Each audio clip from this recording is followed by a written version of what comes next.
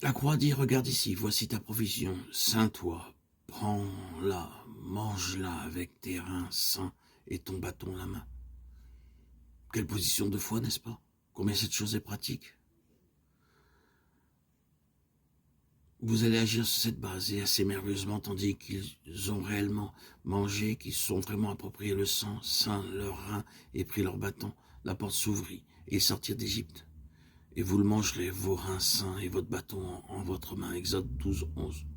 Je sais combien ce message peut être très simple et élémentaire, mais je le ramène directement à la vie chrétienne, car Dieu a un très grand dessein pour son peuple, par leur vocation éternelle et leur merveilleuse rédemption. Un très grand dessein, tellement plus grand que la plupart des chrétiens l'ont réalisé. Je ne pense pas que je dis quelque chose de faux quand je dis que peut-être le plus grand nombre de chrétiens ont saisi à peine plus que de savoir qu'ils sont sauvés et d'être très heureux d'être sauvés, de se réjouir dans le fait d'être sauvés. En comparaison, peu sont réellement au bénéfice du grand dessein de Dieu, depuis l'éternité, appelé selon son dessein, Romains 8, 28. Il ne nous appartient pas de dire aujourd'hui quel est ce dessein, de l'expliquer. Il est suffisant d'énoncer le fait. Nous sommes appelés à un très grand dessein, non seulement de sortir d'Égypte et des griffes du diable, mais avec un objectif incommensurable, rien de moins que la plénitude infinie du Fils de Dieu, Jésus-Christ, et une vocation éternelle. C'est une chose immense à laquelle nous sommes appelés en Christ. Mais combien de chrétiens y sont réellement? Et s'ils savent qu'ils y sont, combien goûtent à sa signification? Que cette vie est une vie inépuisable, qu'il y a sans cesse de nouvelles perspectives. Je n'exagère pas, les cieux sont ouverts et nous voyons de plus en plus et toujours plus de ce à quoi nous sommes appelés.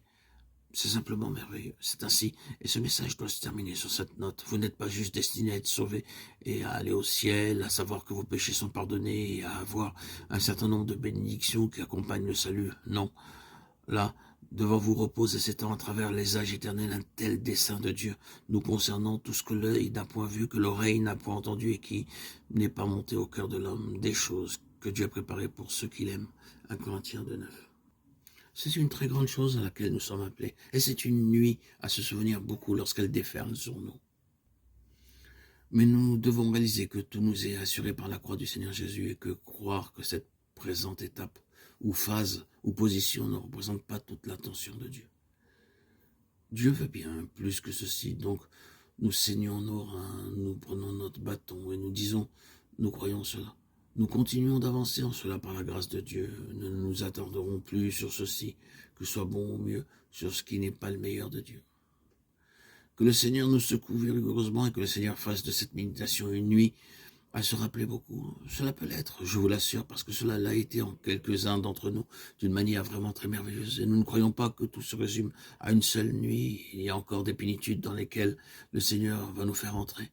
Mais cela doit toujours être d'abord sur la même base, non sur la base de nous-mêmes et de ce que nous sommes ou de ce que nous ne sommes pas, mais sur la base de ce qu'il est.